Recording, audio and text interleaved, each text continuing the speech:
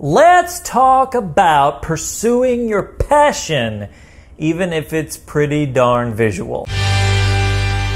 What's up, VIPs? Welcome to the channel, and everybody has got a passion. Everybody likes something, whether it's your hobby, whether it's a sports team, whether it's, getting involved in some activity, whatever it is, we have passions. We enjoy things.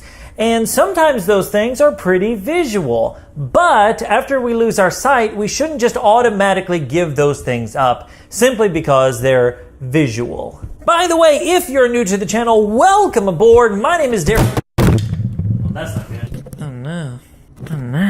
There we go. By the way, if you're new to the channel, welcome aboard. My name is Derek, and I help people just like you to discover life after sight loss. On this channel, you'll find product reviews, life advice, encouragement, how-tos, and so much more. So consider subscribing and turning on notifications so you don't miss another single video. In the last few weeks, I have been going back to a hobby or something that I really enjoyed when I was younger. Now, if you saw a post that I did recently on Twitter, I talked about photography. Now, when I was a senior in high school, I took pictures for our yearbook. I'd never really done anything with photography before. I just wanted to be on the yearbook staff because I felt like it would be a pretty easy class.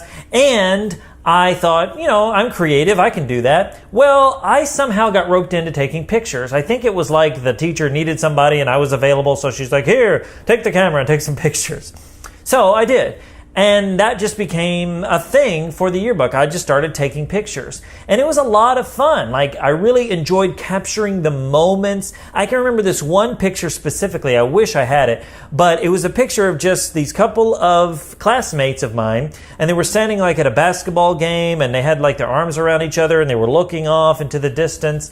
And the yearbook guy, the guy who, the company that put the yearbook together said, wow, this is a great picture. And I was like, cool, man, because I really just, framed it up and really enjoyed taking the picture because it was people I knew and all that sort of thing. So I really enjoyed that. Well, after that, I lost my sight and I really didn't think about photography again. But in recent times, doing the videos and with production like that, I thought, I really like taking pictures. I've always kind of enjoyed it, in the background. Like, I get a camera and even with my phone, I'll take pictures. And, my wife always takes a picture where people are like, cheese. And I'm always like, don't look at the camera. Like, I want a candid shot, that sort of thing. So I really enjoyed photography. But photography is a very visual passion, right? I mean, it's very visual. It's photography. You're looking at pictures and images and you're trying to compose things and make sure stuff is in focus and blah, blah, all that stuff. It's very visual. There's nothing wrong with that. It's just a very visual passion. But there are ways to do photography even if you have sight loss. There are blind photographers out there right now who do photography and show the world from a completely different perspective and tell a great story. And that's what photography is all about, taking pictures, telling stories. And so I really just wanted to get involved in that. So I'm working on that. I'm watching videos. I'm learning about it. And all that to say, I really just want to keep up with that, even though it's visual. So for you, maybe you've got a passion that's very visual. Maybe you've got something that you really enjoy, but it's pretty visual. Maybe, even like cooking. Cooking can be pretty visual depending on if stuff is done or not. It's pink in the middle, that sort of thing.